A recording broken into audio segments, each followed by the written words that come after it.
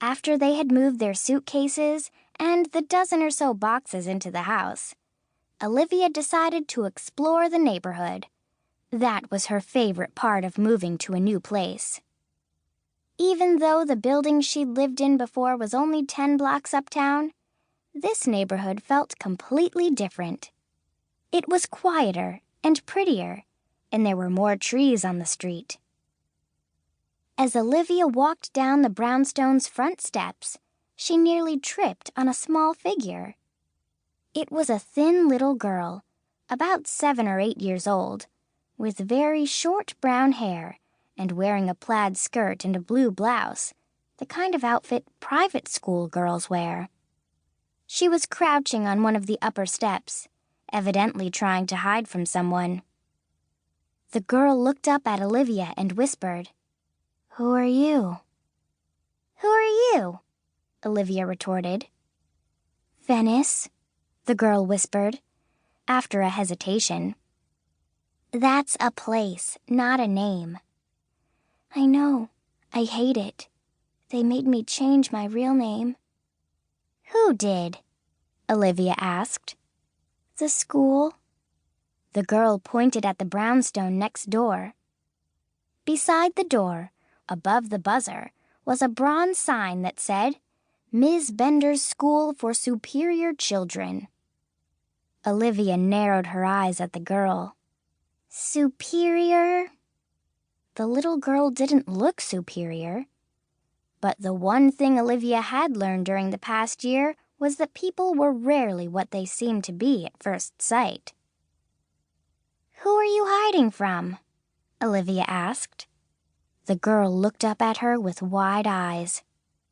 "The hairdresser. She came to dye my hair blonde."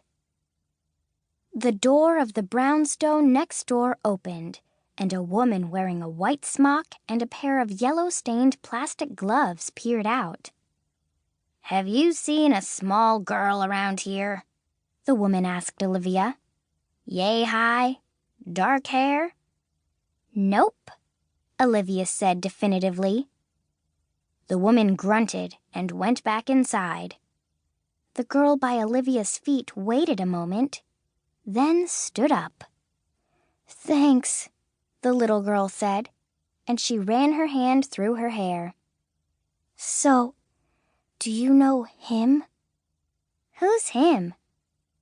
"Ansel Plover." The girl's eyes widened dramatically as she jerked her thumb toward Olivia's new home. "Not very well. Why?" "It's just that I've never seen anyone come out of his house during the day," the girl said. "I've only seen people go in or come out at night." "What sort of people?" Olivia asked. The girl shrugged. "All different sorts.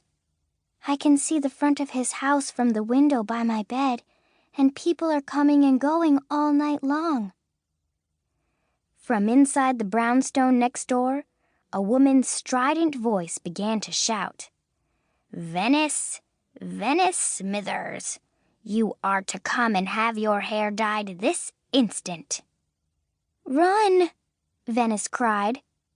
She grabbed Olivia's arm and yanked her down the stairs. For a tiny thing, she was surprisingly strong and fast, and Olivia found herself being dragged along, up the street, heading towards Central Park.